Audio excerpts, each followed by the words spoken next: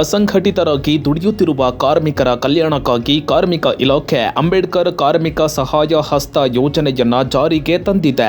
ಈ ಯೋಜನೆಯ ಅರಿವು ಮೂಡಿಸಲು ಪಬ್ಲಿಕ್ ನೆಕ್ಸ್ಟ್ ಕೂಡ ಕೈಜೋಡಿಸಿದೆ. ಬೆಳಗಾವಿ ಜಿಲ್ಲೆಯ ಅಸಂಘಟಿತ ಕಾರ್ಮಿಕರನ್ನ ಭೇಟಿಯಾಗಿ ಅವರಿಗೆ ಸಚಿವ ಸಂತೋಷ್ ಲಾಡ್ ಪರಿಚಯಿಸಿರುವ ಯೋಜನೆಯ ಪ್ರಯೋಜನ ತಿಳಿಸಿ ಕಾರ್ಡ್ನ ಸದುಪಯೋಗ ಪಡೆದುಕೊಳ್ಳುವಂತೆ ತಿಳಿವಳಿಕೆ ಮೂಡಿಸಿದೆ. ಈ ಲೇಬರ್ ಸ್ಮಾर्ट कार्ड ಬಗ್ಗೆ ಕಾರ್ಮಿಕರು ಏನಂದ್ರು ಕೇಳೋಣ ಬನ್ನಿ. हे आम्हाला माहित नव्हतं आपल्याला. हे आता समजलं हे स्कीम चांगलं आहे.